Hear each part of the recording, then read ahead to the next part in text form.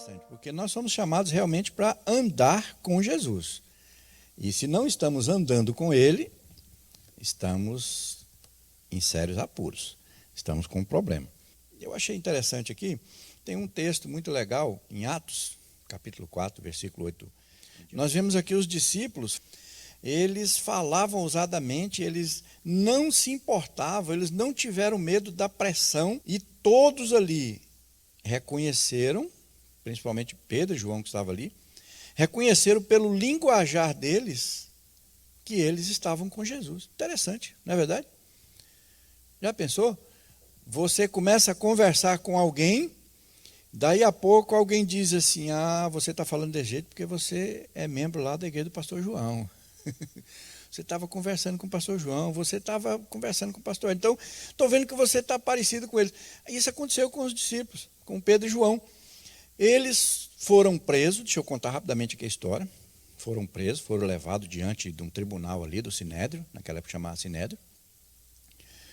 Porque em Atos capítulo 3 você vai ver que eles vão entrando no templo e tinha lá um aleijado na porta e eles falam ali em nome de Jesus, levanta e anda, e aquele camarada ficou curado. E por causa daquela cura, aquele alvoroço todo, eles foram levados para prestar explicação. Que negócio é esse? Vocês estão aí pregando uma doutrina aí em nome de Jesus e esse negócio não está certo. E aí Pedro fala ousadamente, Pedro expõe a palavra e o texto diz aqui, né? Olha só, então Pedro, cheio do Espírito Santo, lhes disse: autoridades do povo e anciãos, visto que hoje somos interrogados a propósito do benefício feito a um homem enfermo e do modo por que foi curado, tomai conhecimento vós todos e todo o povo de Israel, de que em nome de Jesus Cristo, o Nazareno, a quem vós crucificastes e a quem Deus ressuscitou dentre os mortos, sim, em seu nome é que este está curado perante vós. Este Jesus é pedra rejeitada por vós, os construtores, a qual se tornou a pedra angular. E não há salvação em nenhum outro, porque debaixo do céu não existe nenhum outro nome dado entre os homens, pelo qual importa que sejamos salvos. Versículo 13. Ao verem a intrepidez de Pedro e João, sabendo que eram homens iletrados e incultos, admiraram-se e reconheceram que haviam eles estado com Jesus. Interessante, não é verdade? Olha só, homens iletrados e incultos. O que significa isso? Semi-analfabeto. Eles eram semi-analfabetos, é verdade, eles eram pescadores, estavam ali naquela situação. Não quer dizer que todo pescador é, mas esses eram. Eles não tiveram uma oportunidade, como tantos outros tiveram, de continuar os estudos e se formar. Né? E se formar. Então, eles eram iletrados e incultos, eram semi-analfabetos. Aí, de repente, eles estão perante o Sinédrio, perante os magistrados da época, perante os doutores da lei, e eles começam a dar uma lição de moral neles. Aí eles ficam, o versículo diz aqui, ao ver a intrepidez, a ousadia de Pedro e João, eles ficam admirados. E aí o que eles descobrem? Eles estavam andando com Jesus. O que significa isso? Quando nós andamos com Jesus, a nossa vida é transformada. O velho homem morre e nasce o novo. A nossa vida é transformada, a nossa vida é mudada. As pessoas começam a perceber, eu vou mostrar daqui a pouco, as pessoas começam a perceber essa diferença em nós. Quando nós andamos com Jesus, nós começamos a ser transformados através do código genético, nós começamos a adquirir o código genético de Jesus. O código genético de Jesus começa a ser imprimido no nosso DNA. E aí, se fizer um exame de DNA, como eles fizeram aqui, o exame deles foi questionar. E o que eles descobriram ali nesse exame de DNA? Né? Que o código genético deles era de Jesus. Eles descobriram que eles andavam com Jesus. Agora, como que isso funcionou? Como que aconteceu essas coisas? Porque Pedro não era assim. Pedro era um camarada de gênio forte. Pedro era, na nossa linguagem hoje, né? Era um cara meio grosso. Tanto que quando chegaram lá para prender Jesus, ele arrancou logo da espada e cortou a orelha de um soldado ali, chamado Malco. Ele cortou a orelha de um soldado, era um soldado do templo. E ele era assim meio afoito, Pedro era meio doidão. Era um cara que, na verdade, hoje, né, se a gente fosse lidar com um Pedro hoje, a gente ia dizer assim, só Jesus na causa. Senhor, me dá paciência para lidar com esse camarada que eu não aguento. Pedro era mais ou menos desse tipo. Quando Jesus fala para eles assim, olha, vai acontecer isso, assim, assado. Filho do homem vai ser levado para Jerusalém, vai ser entregue na mão dos pecadores, ali eles vão bater, vão judiar e vão... Não, Senhor, negativo. Pedro era aquele cara que questionava e queria as coisas do jeito dele. E Jesus dizia, é assim que vai acontecer. Ele disse, pois então eu vou contigo, né? Se fosse na nossa linguagem hoje, estamos juntos. Estamos juntos nada. O que aconteceu? Quando os soldados chegaram que prenderam Jesus, a Bíblia diz que Pedro passou a seguir Jesus de longe, já não estava mais do lado de Jesus. E Jesus falou para ele, Pedro, é assim que vai acontecer. Não, estou pronto para morrer contigo. Ele disse, pois hoje mesmo, antes que o galo cante, você vai me negar 3 vezes. Não, estamos juntos, Senhor, de jeito nenhum. E esse texto eu quero até ler para vocês também, que é muito legal, muito interessante. Mateus capítulo 26, do versículo 69 em diante. Quando prenderam Jesus, que levaram lá para o templo, então ele estava esperando para ser julgado e Jesus ficou ali no pátio. Nesse momento, Pedro está lá perto, só olhando o que vai acontecer. Está em Mateus capítulo 26, versículo 69.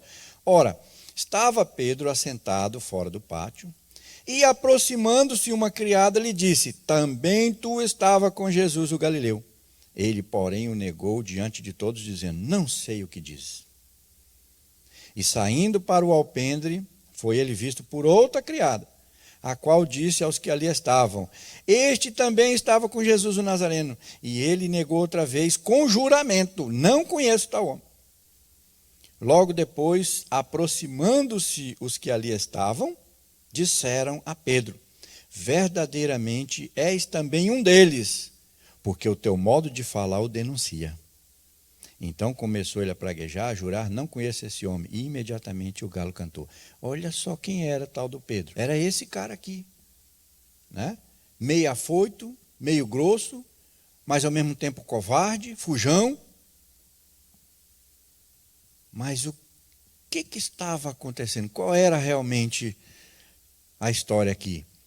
Pedro, mesmo fazendo isso, mas isso aqui, ele já tinha andado com Jesus durante 3 anos.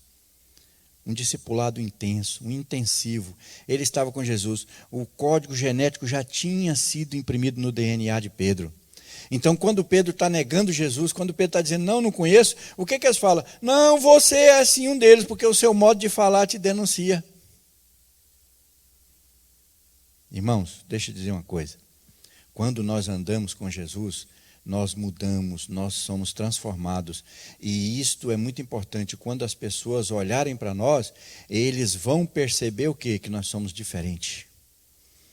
Quando as pessoas olharem para nós e ver que nós realmente somos diferentes, eles vão entender que nós somos servos e servas de Deus, nós somos diferentes. Foi o que aconteceu. Esse mesmo Pedro aqui, né? Esse mesmo cara aqui, criando essa confusão toda, negando Jesus, o povo que estava lá perceberam que ele era diferente. Não, você é diferente, você fala igual eles.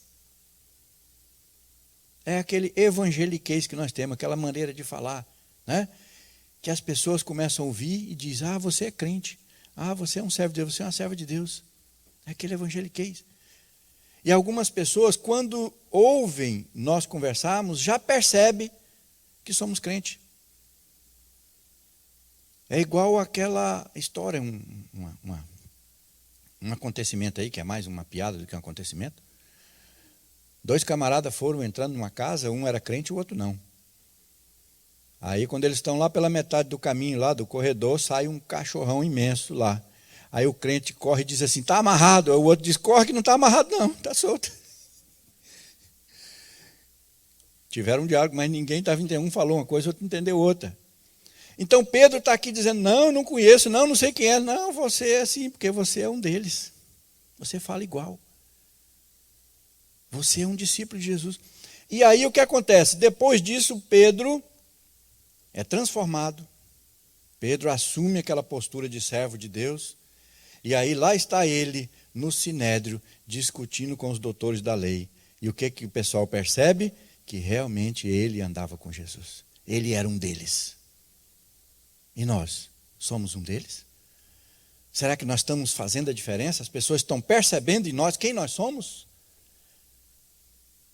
Será que as pessoas olham para nós? Porque não existe na aparência imprimido quem somos, no estereótipo, não existe. Nós não usamos algo que define quem nós somos. Então as pessoas vão perceber quem nós somos ao conversar conosco, ao lidar conosco.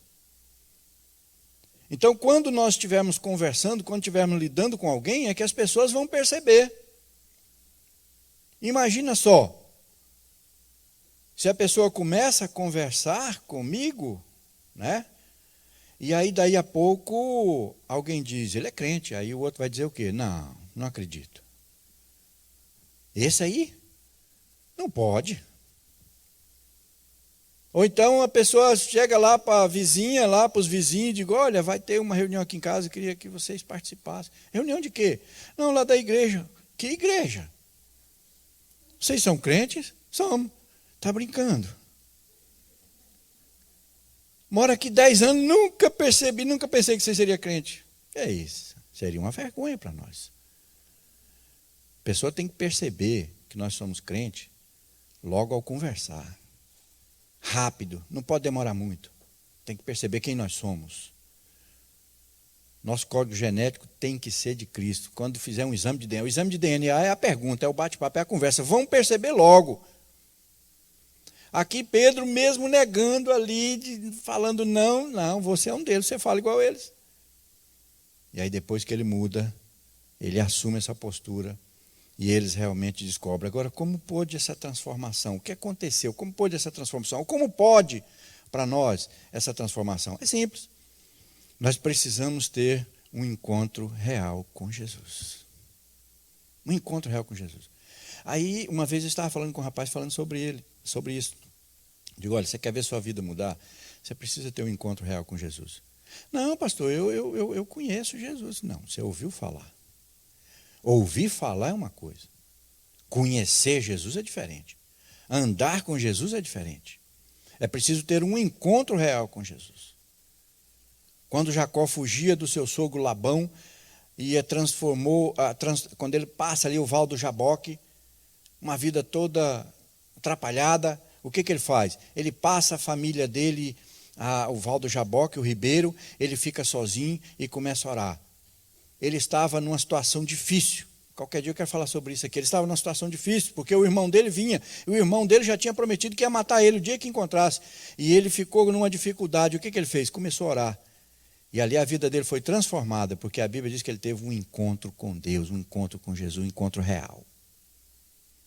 Então, se queremos ter a nossa vida transformada, a primeira coisa que nós precisamos é isso, é ter um encontro com Jesus. Conhecer, de ouvir falar, é fácil. Mas é preciso realmente andar com Jesus. Andar com Ele. Outra coisa para que haja essa transformação, e houve em Pedro, é se colocar à disposição do Senhor para a obra. Hoje nós temos um grupo muito grande de crentes no mundo inteiro que amam a igreja, amam o louvor, ama a palavra, gosta demais de estar com os irmãos, gosta de tudo, mas não quer se envolver, não quer se dispor para ser usado por Deus. Aí o que eles falam? São muitas pessoas, na verdade, a maioria de muitas igrejas é assim. Gosta demais da igreja, não, eu sou lá da igreja, eu sou crente, eu participo dos cultos, eu sou fiel nos dízimos, mas não se dispõe para ser usado por Deus. A obra, ela necessita de pessoas todo o tempo trabalhando.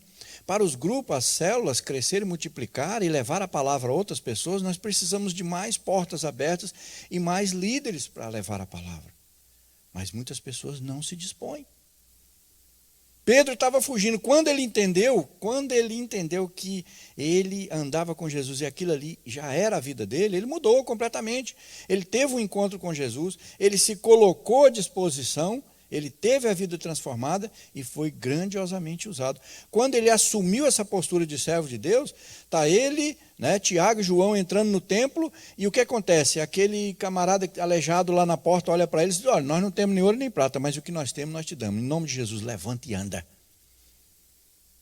E foi por causa dessa cura que estava acontecendo toda essa problemática aqui. Mas eles não recuaram, eles mantiveram a ousadia. E eles falam, eles pregam, eles ensinam, e o povo fica admirado, os magistrados ali ficam admirados de ver a vida deles, e eles reconhecem: esses aí são servos de Deus. Isso aconteceu comigo uma vez, e quando acontece com a gente, eu vou dizer para você, a gente fica tremendo. Porque a gente fica com medo, fica assustado. Eu trabalhava numa oficina muito grande, reforma de motores e tal, e já há muito tempo. E um dia um rapaz chegou para mim e disse assim: você é crente, né? Eu disse: sou, graças a Deus. Ele disse: porque eu estou te observando faz dia. Você é sempre um cara alegre, sempre dá boa resposta, não discute com ninguém, sempre acalma tudo. E eu já comecei a tremer. Disse: meu Deus, você está estou te observando. Aí ele disse: poxa, eu gosto demais, eu te admiro muito, gosto muito de ver assim. Eu até que queria isso, mas eu tenho muito medo de perder a minha liberdade. Eu disse: como? Não entendi. E eu conhecia ele, eu sabia algumas coisas dele.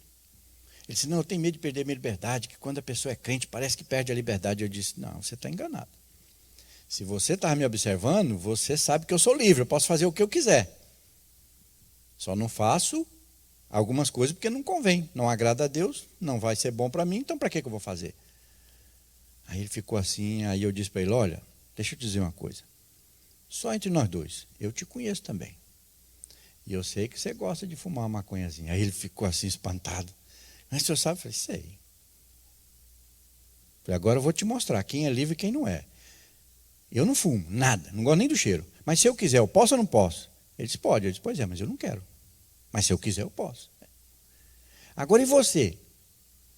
Quero que você diga que pode largar isso hoje. Ele disse: eu não posso. Eu digo: então quem é o prisioneiro? Eu sou livre, você não. E ele ficou ali, sabe, muito triste. Eu falei: livre sou eu, posso fazer o que eu quiser. Mas não faço aquilo que não agrada a Deus, aquilo que não presta, aquilo que não é bom para mim, aquilo que não é bom para os outros, eu não faço. Mas não que eu não possa, porque eu não quero. Então eu sou livre. Mas você precisa se libertar. Aí fui, falei para ele de Jesus, mostrei para ele e tal. Ele ficou muito interessado. Mas o que eu quero dizer com isso? As pessoas estão nos observando, irmão. Você pensa que não? As pessoas estão olhando, as pessoas estão te ouvindo. O que você está falando? Qual é o seu assunto? Qual é o seu bate-papo? O que está no seu DNA ali? O que está acontecendo? As pessoas vão conversar. Esse bate-papo, essa conversa, é o exame de DNA. Vão descobrir logo, logo o seu código genético. Imagina só, você conversa com uma pessoa e o único assunto da pessoa são coisas do mundo, não tem nada da igreja. Aí diz que é crente, tem alguma coisa errada. Você conversa com uma pessoa, ela sabe tudo sobre música do mundo, tudo quanto é tipo de música, e não sabe cantar um ou dois corinhos da igreja, tem alguma coisa errada. O código genético está lá, é outra coisa. Fala sobre televisão, conhece todas as novelas, o nome dos artistas, os personagens e tudo, mas não conhece nada da palavra de Deus. Tem alguma coisa errada, não tem? Tem alguma coisa errada, e está sendo imprimido um DNA diferente, um código genético diferente nesse DNA aí. E Pedro estava indo nesse rumo, negando Jesus e tal, quando de repente o pessoal disse: não, você é um deles, seu modo de falar é igual. E aí o galo canta, cai a ficha. Ele diz: realmente, eu sou um deles. E a Bíblia diz que ele saiu dali, chorou amargamente, se arrependeu. Jesus tinha dito para ele: Pedro, o inimigo está peneirando você. Você está fazendo um exame de DNA com todo mundo aí. Mas quando você voltar, reforce seus irmãos, ajude os seus irmãos. E quando Pedro sai dali, chora amargamente, ele volta, e então nós vemos aqui um Pedro transformado. Por quê? Teve um encontro com Jesus, se colocou à disposição para ser usado por Deus. Outra coisa muito importante, nós precisamos se esforçar para mudar de verdade, não só de faz de conta. Na igreja sou crente. Lá fora, Deus que sabe. Aconteça o que acontecer. Não. Se esforçar para mudar de verdade. E é preciso também ter o quê? Uma visão da obra. Ter uma visão da obra. O que Deus quer fazer? Então nós temos uma visão do que Deus quer fazer. E aí nós vamos o quê? Nos incluir na obra de Deus. Chamado todos nós já somos. Se estamos aqui, ou você que está me assistindo, sabe que é chamado por Deus. Então nós precisamos o quê? Nos colocar à disposição e começar realmente a deixar Deus transformar a nossa vida. E aí eu faço a pergunta: nós temos estado, nós temos andado com Jesus? Será que nós temos realmente andado com Jesus constantemente? Ou estamos só ouvindo falar, só seguindo de longe? Tem um texto na Bíblia que eu gosto demais, Gálatas 2:20, né, que é o apóstolo Paulo falando com os Gálatas, falando justamente sobre essa vida, essa transformação. E ele diz assim: logo já não sou eu quem vivo, mas Cristo que vive em mim. E esse viver que agora tenho na carne, vivo pela fé no Filho de Deus, que me amou e se entregou por mim. Isso é andar com Jesus. Isso é deixar o Senhor fazer a obra. Isso é deixar Ele transformar a nossa vida. O apóstolo Paulo diz: quando nós estamos nesse processo, o que vai acontecer? Já não sou eu que vivo mais, é Cristo que vive em mim. Então, quando eu começar a falar, quando eu começar a conversar com alguém, as pessoas vão perceber logo: esse aí anda com Jesus. Esse é servo de Deus. Essa é serva de Deus. Ela anda com Jesus. A obra é feita pelos fiéis, por aqueles que se dispõem, aqueles que estão na presença do Senhor, aqueles que estão prontos para servir. Tá, irmãos?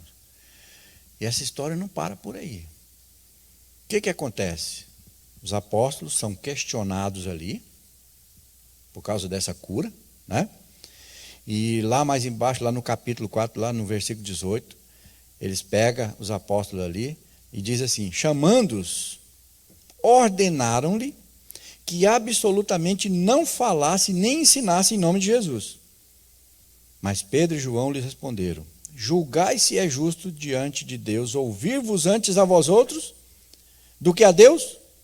Pois nós não podemos deixar de falar das coisas que vimos e ouvimos. Então, eles começam a ser pressionados. Por quê?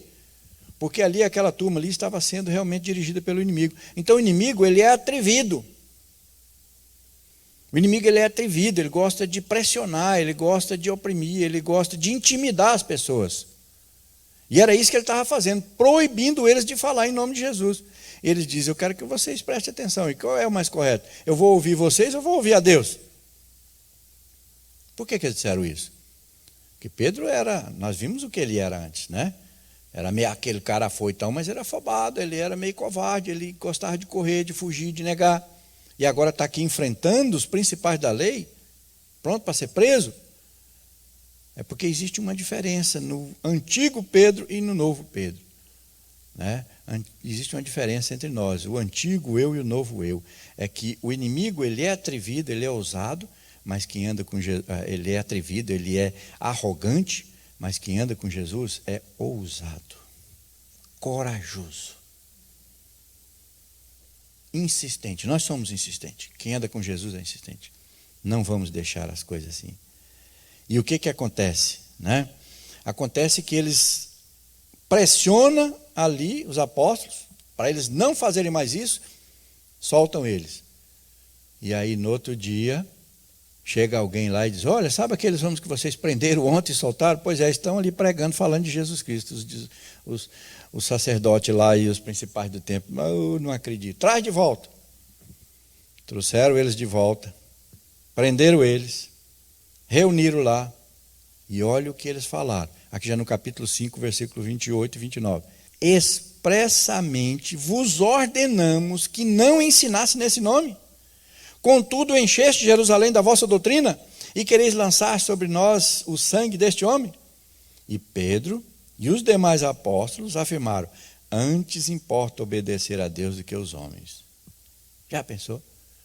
E agora o negócio estava mais feio, já estavam presos. Mesmo assim, o que eles fazem? Importa é obedecer a Deus do que a vocês. Agora, uma frase interessante que eles falam ali. Ele diz o seguinte: nós proibimos vocês de fazer isso.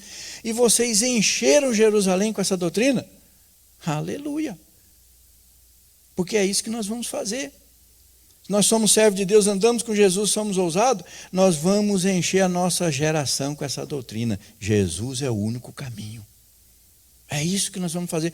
É para isso que nós fomos chamados. Nós vamos aonde nós estivermos, no meio de quem nós estivermos, é o que nós vamos fazer. Encher essa turma, essa geração com essa doutrina. Jesus é o único caminho, Jesus é o único Salvador.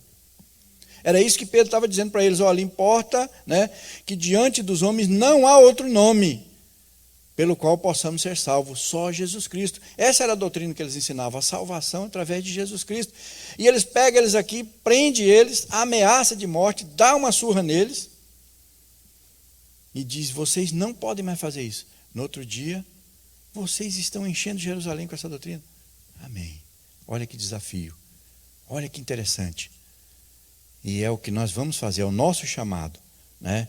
Vamos encher nossa geração, vamos transformar nossa geração. Aonde nós estivermos, nós vamos estar sempre pregando: Jesus é o único caminho da salvação. Para isso que nós estamos aqui, para isso que nós fomos chamados. Lá no seu grupo, na sua célula, na sua vizinhança, aonde você estiver, no seu trabalho, essa é a doutrina que tem que ser pregada. Jesus é o único caminho. Ele é o único Salvador. Ele é o único mediador entre Deus e os homens. Ele é o único que faz a ponte. Não existe outro pontífice. O único pontífice é Jesus Cristo. Ele é o único que faz a ponte entre o homem e Deus. E é essa doutrina que vamos pregar. É isso que nós vamos ensinar. Por quê? Quando nós andamos com Jesus, existe uma característica em nós, né? O nosso código genético, que está imprimido no nosso código genético, no nosso DNA. O código genético que está imprimido no nosso DNA, melhor dizendo, tem uma característica, ela é conhecida. Quando os apóstolos começaram a falar, eles entenderam logo, viram logo que eles estavam com Jesus. Por quê? Porque eles perceberam aquelas características que só quem anda com Jesus tem. Quais são essas características? É amar a Jesus e a sua obra verdadeiramente. Ter uma vida de oração. Foi uma coisa que Jesus ensinou para eles. Orar, ter uma vida de oração. Mais uma vez eu convido vocês, quarta-feira, meus irmãos, vamos estar aqui levantando um clamor e agradecendo a Deus por tudo que Ele tem feito por nós e através de nós. Amém? Então, ter uma vida de oração, demonstrar generosidade com as pessoas necessitadas. Nós somos chamados para ajudar os outros. Se eu não estou ajudando ninguém com a palavra ou com aquilo que ela precisa, então não estou fazendo nada. Mostrar generosidade. E por último, muito interessante e muito importante, o nosso jeito de falar e agir vai dizer realmente quem nós somos. O nosso jeito de falar e agir vai dizer quem nós somos. À medida que andamos com Jesus, à medida que aprendemos dele, a nossa vida vai mudando. Nós vamos sendo diferentes, transformados. E as pessoas à nossa volta vão começar a perceber, porque através do nosso falar, do nosso linguajar, do nosso agir, as pessoas vão perceber quem nós somos agora. E aquele que nós éramos, as pessoas vão começar a ver que não existe mais. Que houve uma mudança. Houve uma mudança.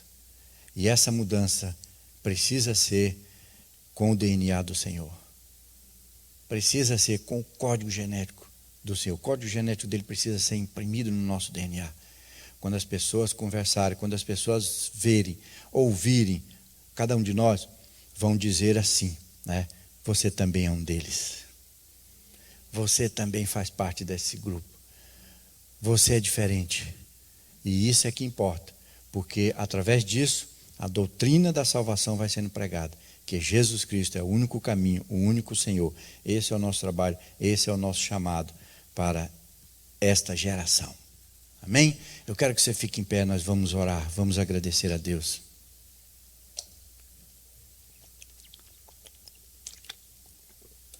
Aleluia, Senhor. Obrigado, meu Pai. Nós somos gratos a Ti por esse momento. Oh, glória a Jesus. O Senhor tem nos chamado para juntos, Senhor, te servir.